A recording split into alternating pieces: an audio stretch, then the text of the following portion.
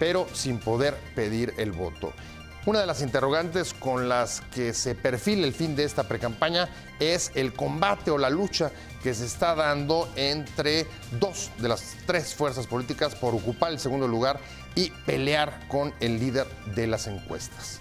Sin embargo, todavía está en el aire y esa quizá es la principal interrogante de estas precampañas, si perfilan una competencia en las campañas que empiezan en abril entre dos o entre tres fuerzas políticas. De esto vamos a hablar hoy en Opiniones Encontradas. Muchas gracias por estar con nosotros en este programa en el que todas las ideas se pueden cuestionar siempre que se debatan. Soy José Buendía, le dejo mi Twitter, José Buendía MX, y si me acompaña, vamos a ver rápidamente algunos de los posicionamientos que ha habido en estas precampañas de las principales fuerzas políticas para regresar aquí a nuestro foro a tener nuestro debate de hoy.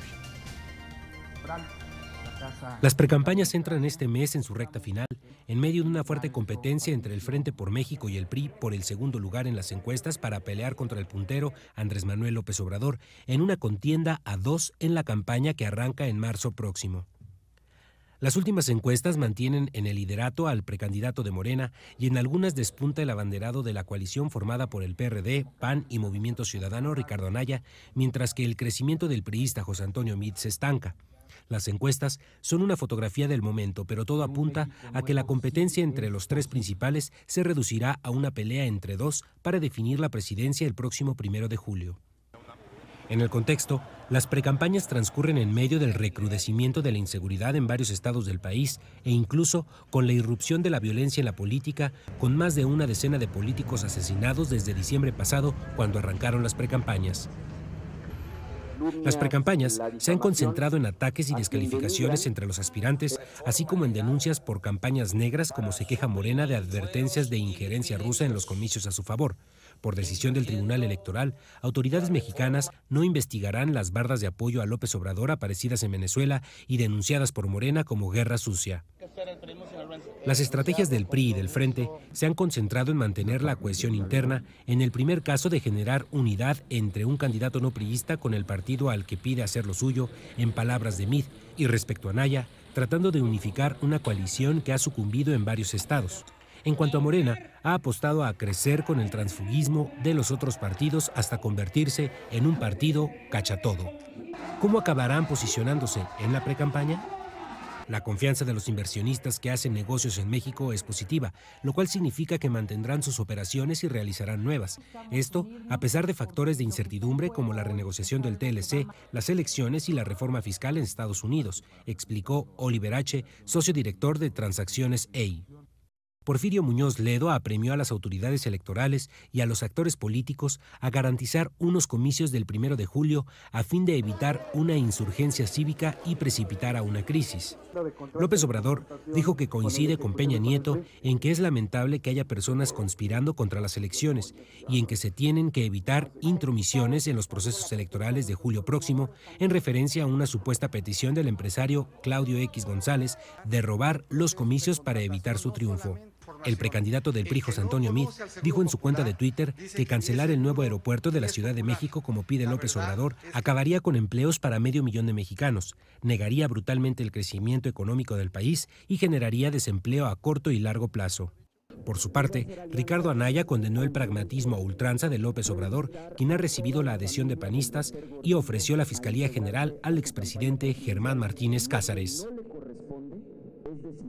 Arrancamos con Opiniones Encontradas. Muchas gracias por estar con nosotros. Hoy vamos a meternos al tema de las precampañas que iniciaron en diciembre pasado, terminan ya ahora el 14 de febrero. Es un espacio muy extraño en el que no se puede hacer realmente campaña, o más bien pedir el voto por parte de los precandidatos, pero como usted y yo y casi todos los mexicanos hemos visto, no ha habido más que campaña, aunque le pongan el pre en el último mes. Y la interrogante es: ¿qué nos perfilan hacia la campaña presidencial que arranca en abril próximo, después de una temporada de veda electoral? Si los comicios se van a perfilar a un combate entre dos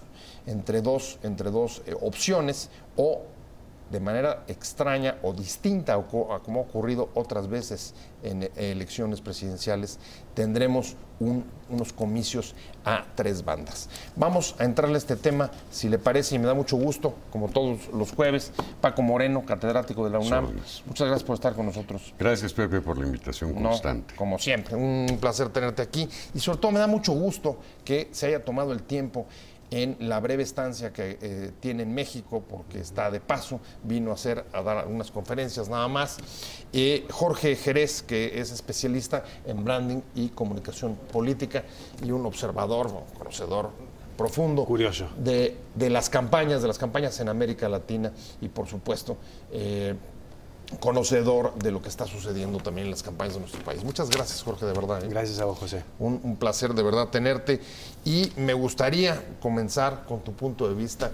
La verdad es que tenemos casi todas las encuestas coinciden en poner al observador arriba, lo ponen en el liderazgo. La diferencia de cuántos puntos de ventaja varía, pero más o menos hay un promedio de alrededor de entre 8 y 10 puntos respecto de los segundos lugares. Y luego hay un combate por el segundo lugar entre la coalición de México al Frente, que integra al PAN, al PRD, al Movimiento Ciudadano, y por otro lado la coalición también que armó el PRI junto con Nueva Alianza. Y el Verde. Y el Verde. Ya se me estaba yendo el Verde. ¿El Verde también? Y el Verde también, sí. Son esas 3 fuerzas. La última encuesta que sacó el Universal de Jorge Buendía dice que se ha despegado un poquito Anaya, que va un poco arriba, y que la campaña de Meade se estaría rezagando o estaría estancada. Esta es un poco la lectura de esta semana en este país. Tú la habrás visto en casi todos los diarios, casi todos los espacios informativos, pero queremos conocer tu punto de vista, si coincides con, primero con la interpretación de esos datos, y segunda, con la perspectiva hacia la campaña. Bien, tal vez tuve la suerte de ver un informe de BNP Paribas, que es un informe hecho no para la opinión pública, sino para potenciales inversores, disculpen el portuñol, que pueden llegar o no a invertir en México. Y ellos agarraron todas, de un año para acá, todas las encuestas de todos los institutos, más estudios propios, e hicieron una media. Y realmente lo que llama la atención es que en ningún momento dicen de que es una campaña de 2. Dicen de que faltan 5 meses y el tercer candidato todavía solo tiene un 50% de conocimiento. Es muchísimo. Y cuando esto lo cruzás con la cantidad de ataques que Ricardo Anaya está recibiendo en el Share of Voice, de cada 100 noticias sobre Ricardo Anaya, 57 son negativas. Menos de 30 son neutras y el restante positivas. Lo curioso que cuando ves a López Obrador, que históricamente era el que sufría los mayores ataques, solo tiene 18, de cada 100 noticias, solo 18 son negativas, tiene 30 y tantos positivas y el resto neutral. Y eso ha cambiado respecto al pasado, ¿eh? Sí, y muchísimo. Muchísimo. Pero cuando vas a Meade, y ahí está lo más interesante, es 56% positivo y el resto neutro. No hay ni un ataque. Esto forma opinión. Ustedes forman opinión, la radio forma opinión, y se tomaron el tiempo de hacer esta medición del Share of Voice. Y eso es determinante porque ustedes son los que forman opinión. Doña María los escucha en la radio, quien va a trabajar también los escucha en la radio, lo ve en casa. Esto en 5 meses puede sí afectar los resultados. 2006, 2012. Faltando 7 meses para el día D, el tercer candidato se deshidrata. Lo pueden ir y está en este estudio también. 7 meses antes. 7 meses antes. Hay que hacer nada más el esa tercer precisión. candidato se deshidrata y ahí quedan los 2 candidatos que todo el mundo, el duelo de 2, la carrera de 2, que todo el mundo dice que volvió a pasar. La anomalía aquí... Una precisión. Se modificaron los tiempos de campaña en el país. Antes eran de 6 meses, ¿no? Comenzaban eran en 6 meses enero. Porque no existía lo llamado la precampaña, sino que iban directo al registro, después a la campaña, al modificarse conforme al Código de Procedimientos Electorales. El impasse que habremos de tener durante el mes de febrero hasta el inicio formal de las campañas va a servir evidentemente para sustanciar la mentalidad del electorado, ese que está indeciso, para recomponer lo que son las estrategias de campaña y ya irse entonces a la propia elección, que van a ser prácticamente 90 días en callejón encerrado. Ahora, por lo pronto, lo que está diciendo, lo que está diciendo es que en 2006 y 2012, ya en estas fechas, el tercer competidor estaba liquidado. Deshidratado.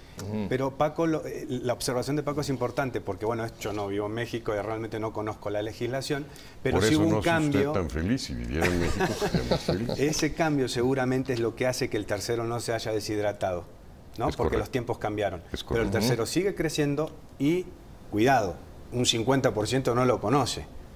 50% no conoce al tercer lugar. No conoce a Meade. No lo conoce. Eso está en este informe que los invito, vamos a ver, se los hago llegar. Esto que menciona el muy reconocido Branding Market Specialist Jerez, nos habla del conocimiento que tenemos los que estamos interesados en el tema político. Mas, sin embargo, nos permite ver la realidad de una persona que lleva 18 años haciendo campaña, presidente de un partido, de otro grupo que se junta, una masa ahí amorfa, como cruzar un burro con un pulpo, y resulta entre izquierda y derecha, también presidente de su partido, versus un secretario de Estado que es conocido en un grupo limitado, pero que hoy, al desdoblarse a la República, en este mes y fracción del silencio, cuando se empiecen a cargar las estructuras, tengo la absoluta certeza que si el promedio de crecimiento que trae, o que ha traído en estas semanas, es del 0.5, 0.7 diario, ¿qué va a pasar Vamos a ver, entonces, contra el no crecimiento de los otros? Ambos estarían, a ver, por un lado, los dos estarían en contra de un poco el señalamiento de esta semana sobre el estancamiento de la campaña de Meade. No creen en ninguno de los dos que esa campaña se haya estancado. No, y dos, en ninguno de los dos casos, o tú me corregirás, creen que esta vaya a ser una campaña de duelo, sino a tres bandas. A ver, aquí habría que ver el rol sociológico que hoy está privando en estas mesas, en el campo mexicano, en los industriales. Por un lado, ven que finalmente se juntó el agua y el aceite. Pero ¿qué pasa después de que esté en la licuadora? En el momento en que se asienta, uno flota y el otro baja. ¿Y qué pasa con aquel que ya no puede crecer más?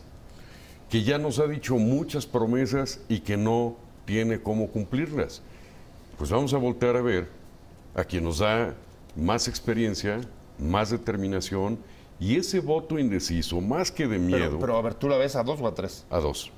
O sea, tú ahí diferirías, porque Jorge lo que está planteando en este es momento digo que no es de perfila. 2. En este momento no es de 2. O sea, el tercero no está muerto y lo conoce solo la mitad del electorado. Exacto. Eventualmente será de 2. Eso es natural, es matemática. O no. Porque, como dicen los americanos, vos no ganás una elección, la pierde el otro. Exacto. Nadie sabe lo que puede llegar a pasar mañana. A ver, ahí hay él pone a ver, para ir, digamos, prefigurando lo que pueda suceder hacia adelante, y es, Paco pone sobre la mesa, AMLO, líder de las encuestas, no puede crecer más. ¿Tú crees eso? A ver, lo conoce, el el 91% de la torta lo conoce. El 91% ya, o sea, casi en el techo. No, bueno. Pero lo curioso, y sí hay que destacarlo, es que sus positivos, cuando los llevas y ves sus positivos siguen creciendo y sus negativos siguen bajando. O sea, ya hay una X y ya la pasó. Cuando vas a los otros dos, sus negativos, en los dos casos, tanto de RAC como de Meade, los negativos siguen siendo superiores a sus positivos. Eso es alarmante. Okay. En comparación con el otro. Con el primero. Okay. 2, el techo electoral de López Obrador, 66%. ¿Qué es un techo electoral? Para aclararlo. Una cosa es la intención de voto. A ver, Doña María. Es una buena idea para todos los encuestólogos de este país. No, bueno. Doña María le preguntás, ¿usted votaría en A, B, C o D? Ella escoge, intención de voto estimulado, etc.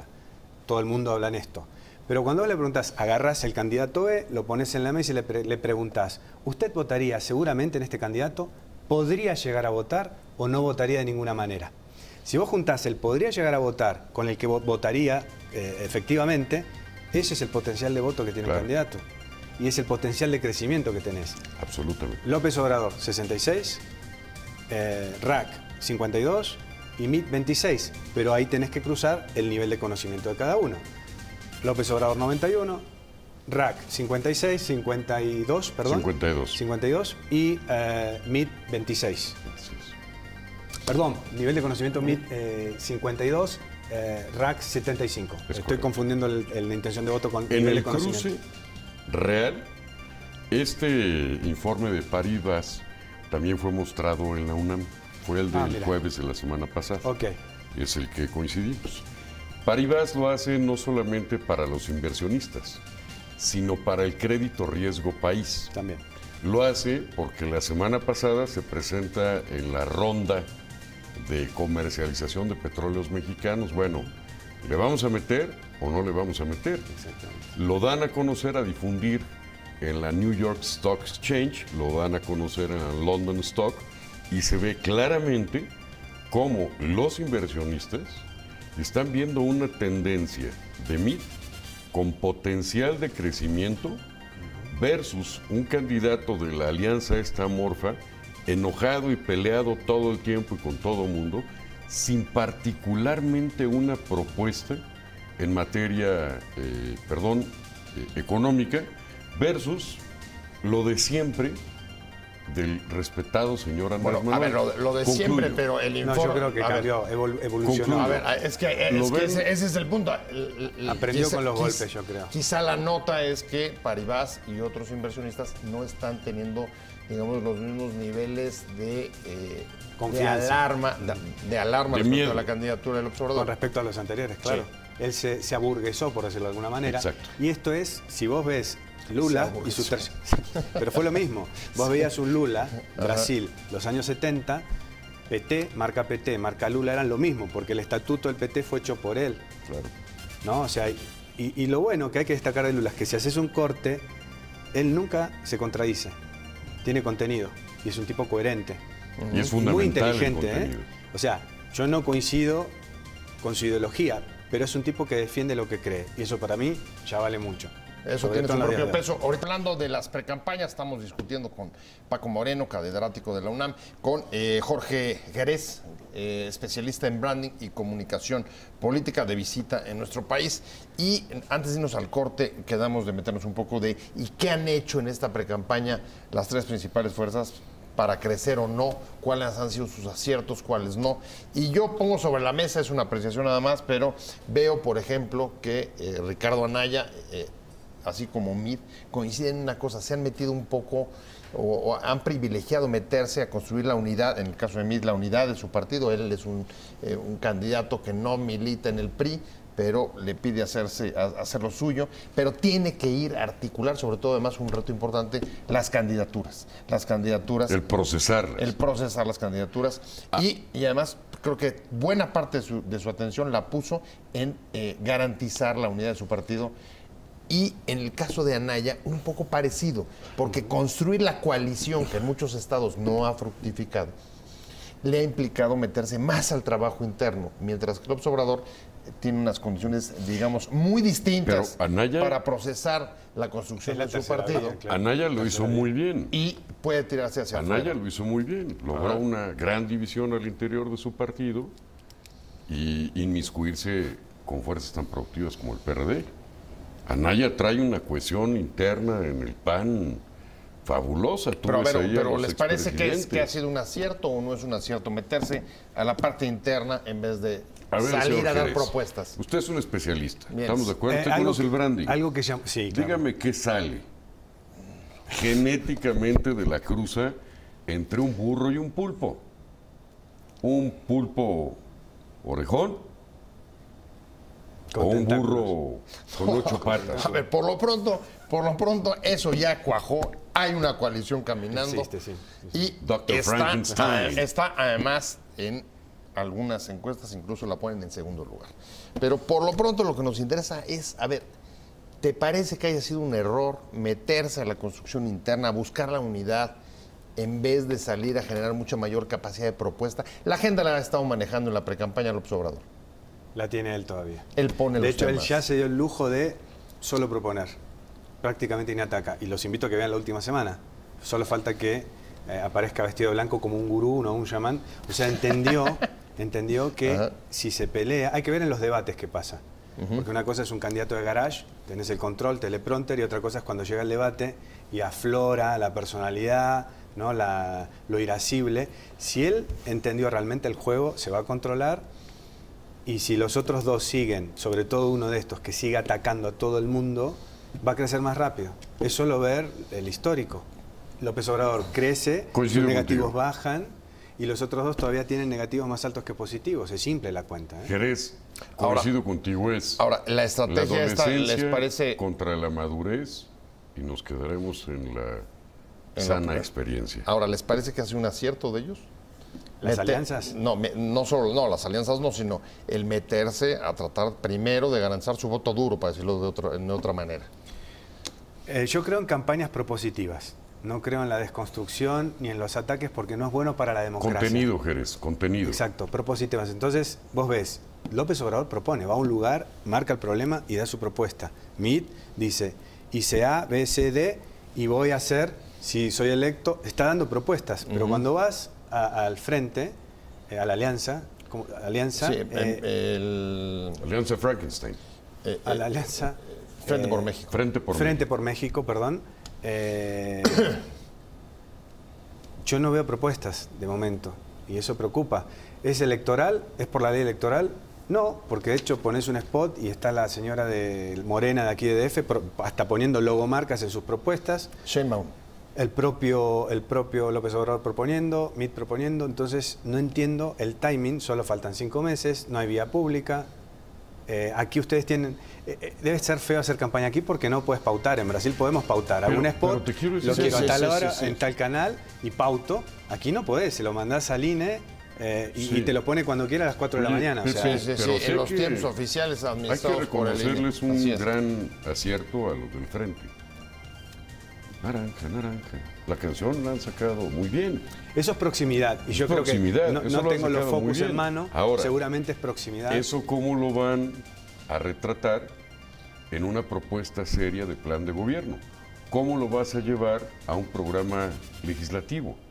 ¿Cómo van a hacer para votar, por ejemplo, los de la extrema derecha, el matrimonio igualitario con los pragmáticos del PRD? ¿Existe el pragmatismo en el PRD? ¿Cómo le van a llevar temas como el aborto, que son temas de la agenda nacional, la relación con los distintos países, que es tema de relaciones exteriores y que debe ser intocable? ¿Cómo van a tener las bases constitucionales si ideológicamente ellos aún no se entienden? Hay que reconocer una cosa del señor López Obrador: perseverancia, consistencia y paso. No sé Bueno, qué tan y ahora, cierto a sea. ver, y ahora están, voy a tener que hacer un corte y regresamos con ese tema. Ahora agregaría una de las de los calificativos que le han sumado es el del pragmatismo.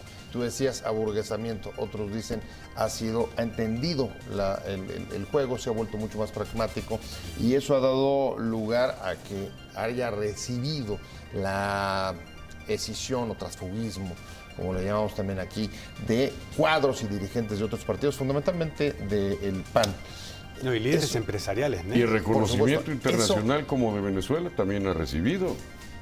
Chávez y Ese es otro de los puntos ese es otro de los puntos que ha surgido en la precampaña. Y regresando de las precampañas, estamos platicando con Paco Moreno, con Jorge Jerez, especialista en branding y comunicación política, y nos quedamos con 2 puntos sobre la mesa. ¿Qué tanto pesa para el crecimiento de una candidatura cuando empiezas a tener, digamos, adhesiones de tránsfugas de otro partido, o cuando te vuelves un poco el cachatodo, como ha sucedido con Morena y el López Obrador?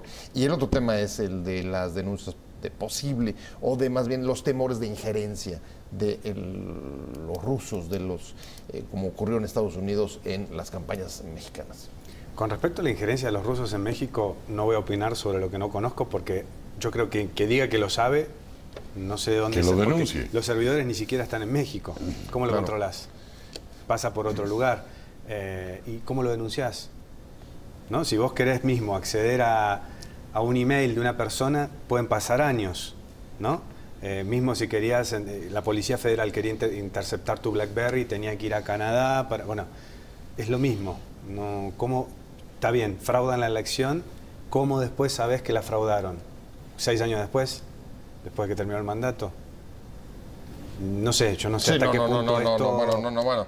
A ver, lo estamos viendo en Estados Unidos. Digo, hay un proceso abierto que ha sido todavía imposible de cerrar y la investigación está en curso. Y de aquí a poco el mandato de Trump acaba, ¿no? Y tal vez se reelija. Y a lo mejor ni siquiera en ese momento habrá terminado. Es parte, digamos, entonces más bien de la lucha política hasta ahora, parte de la propaganda. Pero creo que hay temas más básicos, volviendo, que es los propositivos de agenda, los equipos de trabajo. Es correcto. Y que, está bien, faltan 5 meses, pero la campaña cambió, los espacios cambiaron, y como te decía, pautar aquí una campaña publicitaria es terrible. Sí, o sea, bueno, las es un redes modelo sociales, de comunicación distinto. Las redes sociales van a suplir esa carencia, y todo lo que sea el trabajo de boost marketing en las bases también lo será, y ahí entran las estructuras. A ver, coincidiendo con algo que dice don Jorge Jerez, es imposible ir al ritmo que van las redes sociales versus la burocrática parte de las instituciones nacionales electorales. Es que dice que todavía dice que es peor, que las restricciones de la comunicación política no hacen más que fortalecer a las redes sociales. Absolutamente. Es decir, al ritmo que ellos van, las autoridades van a ser incapaces de detectarlo hasta que sea un hecho consumado.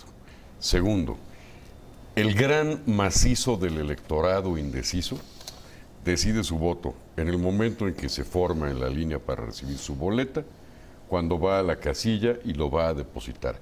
Ese es el voto de conciencia. ¿Cuál es el humor social en ese día? ¿Qué es lo que más se quedó de ese partido, de esa persona? Y en ese momento hace su voto normalmente en cascada. El voto del sentimiento, de la emoción, más que el voto razonado. ¿A dónde tenemos que ir, Jorge? ¿A dónde tenemos que ir, Pepe? Ver el contenido que tengan las campañas, las soluciones reales, la experiencia de la persona que las pueda aplicar o no, y ojo, voltear a ver a los vecinos para saber cómo les está yendo en la realidad. A ver, la parte emotiva, y ya está ahí, tú eres especialista, y hay en este Nos país... olvidamos del Mundial, que dijiste partido, claro, y el Mundial es una variable que hay que tener en cuenta también. Que ahí va a estar presente. Para algunos será una elección, si llega a ser de duelo, entre el voto de la continuidad y el voto del cambio, el voto un poco antisistema o anti-status quo que representa López Obrador, y el voto, digamos, de la continuidad o del status quo que representaría tanto Mid como en su caso Anaya, el voto del miedo versus el voto del cambio. ¿Tú crees que estos sean, digamos, coordenadas para interpretar lo que sentimentalmente se puede mover ese día, el 1 de julio? Yo creo que sería un error porque Doña María, como decimos en Brasil, está cansada. No, o sea, el marido desempleado, el hijo no puede ir a la universidad, pero esto es un fenómeno latinoamericano, ¿no? La pobreza aumentó, más en algunos países que en otros. Y si viene un candidato que solo critica y no propone y entra en un clima de pelea constante, de negatividad, en lugar de darle optimismo, hoy en Brasil nuestros focus dicen que Doña María quiere algo optimista, propuestas, esperanza. Alegría, esperanzas. Ya, uno de nuestros spots el año pasado de un candidato X decía: basta de izquierdas y de derechas, basta de ellos y nosotros, vamos todos juntos hacia adelante a ABCD. Basta del debate ideológico sin contenido y busquemos soluciones concretas.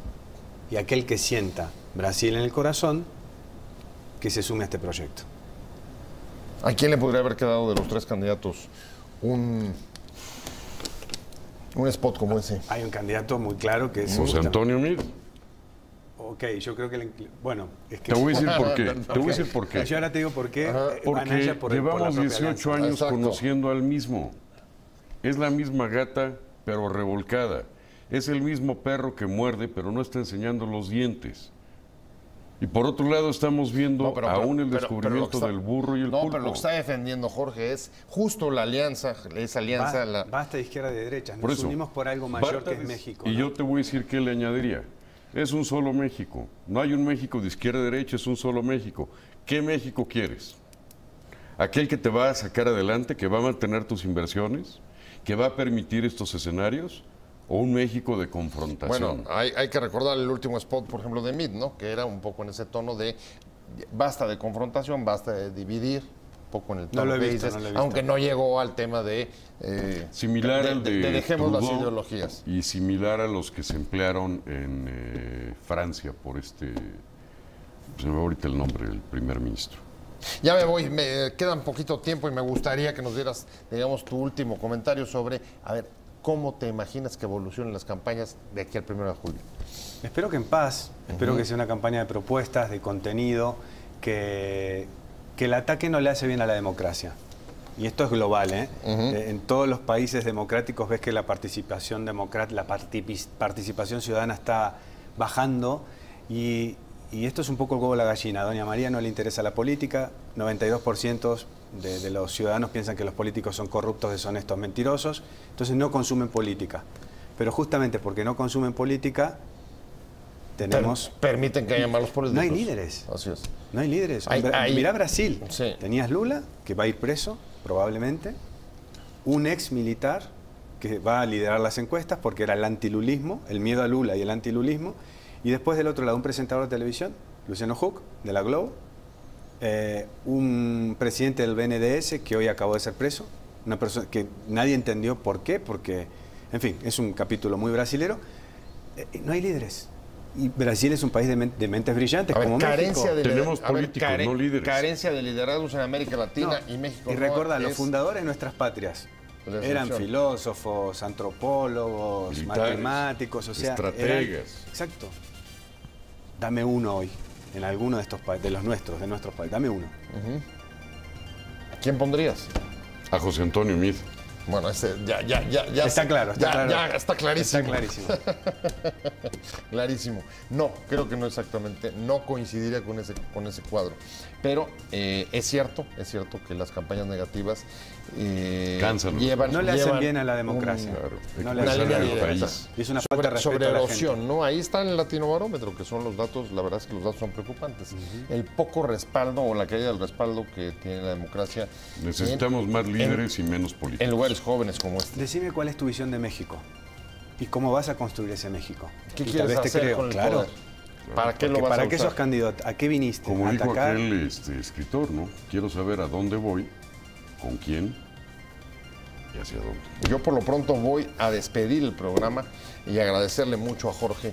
A Jorge Jerez por la invitación. Que hayas venido, un placer. Duró muy poco, qué pena. Se fue rapidísimo. Sí. Especialista en branding y comunicación política. Muchas gracias, Paco Moreno, como todos los jueves. Catedrático de la UNAM. Gracias a los dos por haber estado con nosotros hoy aquí. Gracias. Y sobre todo, gracias a usted